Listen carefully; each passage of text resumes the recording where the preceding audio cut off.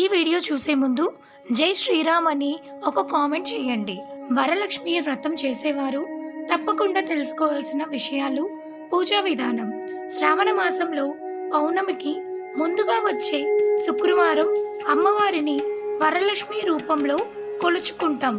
అనివార్య కారణాలతో ఈ రోజున కుదరకపోతే మాసంలోని ఇతర శుక్రవారాలలో ఈ వ్రతాన్ని ఆచరించవచ్చని పండితులు చెబుతున్నారు. కులాలకు అతీతంగా ఎలాంటి ఆడంబరము అవసరం ఏర్పాట్లు లేకుండా చేసుకునే ఈ వ్రతంతో అమ్మవారు తప్పక ప్రసన్నులవుతారని హిందువుల నమ్మకం.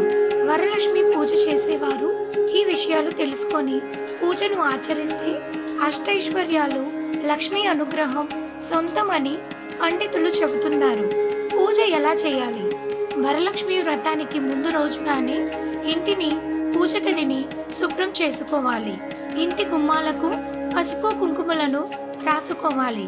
ఇక పూజ జరిగే రోజున ఉదయాన్నే నిద్రలేచి తలస్నానం చేసి ఇంటిని మామిడి తోరణాలతో అలంకరించాలి. లక్ష్మీదేవిని ఈశాన్య దిక్కున పూజిస్తే శుభం కాబట్టి ఇంటి ఈశాన్య భాగంలో ముగ్గులు వేసి పూజకు స్థలాన్ని సిద్ధం చేయాలి. ఆ ముగ్గుల మీద పసుపు కుంకుమ వేసి ముగ్గుబొట్లు పెట్టిన పీటని ఉంచాలి. దానిపై కొత్త తెల్లటి వస్త్రాన్ని పరిచి బియ్యం పోసి కలశాన్ని ప్రతిష్ఠించాలి. కలశపు చెంబుకి పసుపు కుంకుమ అద్ది దానిపై కొబ్బరికాయను ఉంచాలి.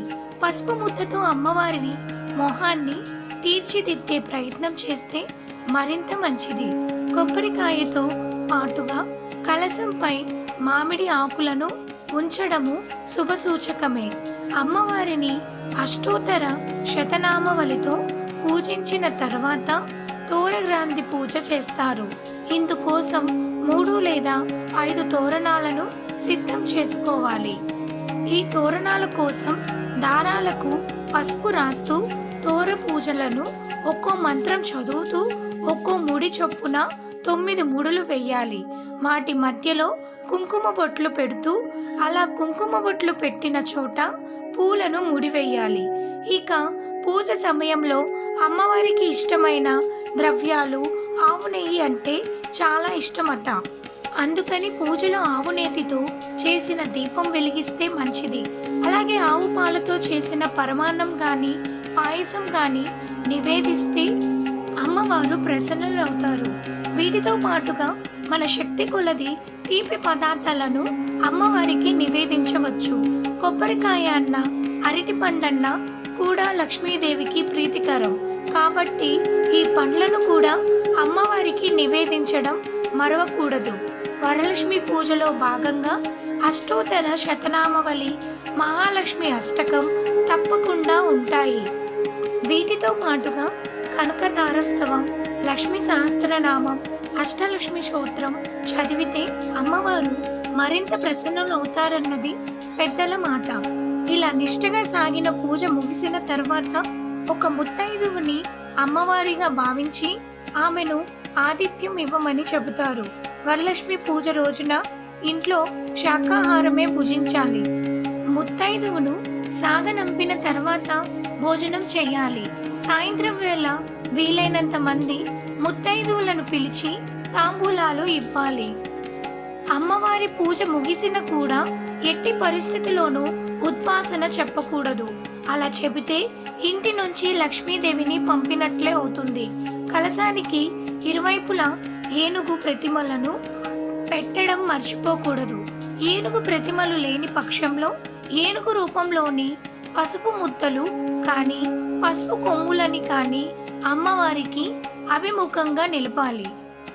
వరలక్ష్మి వ్రతం రోజు ఉపవాసం కానీ జాగరణ కానీ ఉండాలన్న ఖచ్చితమైన నియమం లేదు. కానీ పూజ ముగిసేదాకా ఎలాంటి ఆహారము తీసుకోకూడదు. అమ్మవారికి పెట్టే నైవేద్యాలు. శనగలు ఎందుకు అంత ప్రత్యేకం? శనగపప్పు, బెల్లంతో చేసిన పదార్థం, పూర్ణాలు, బొబ్బట్లు, పాయసం, చక్కెర పొంగలి ఇలా ఏదైనా తీపి అనగా మధుర పదార్థాలు అమ్మవారికి ఇష్టం. ఎందుకంటే జీవితం మధురంగా మార్చేది ఐశ్వర్యం, అలాంటి ఐశ్వర్యం ఇవ్వాలి. అంటే శనగపప్పు బెల్లంతో చేసినవి పంచడం వల్ల వాళ్ళకు ఉన్న దరిద్రం పోయి ఐశ్వర్యం కలుగుతుందని పండితులు చెబుతున్నారు. వరలక్ష్మి వ్రతంలో శనగలు ఎందుకు వాయనంగా ఇస్తారు అంటే, శనగలు గురుగ్రహానికి ప్రతినిత్యం. జే గురుడు, దానకారకుడు, విద్యాకారకుడు ఇవి ఉంటే జీవితంలో సగం ఉన్నట్లే.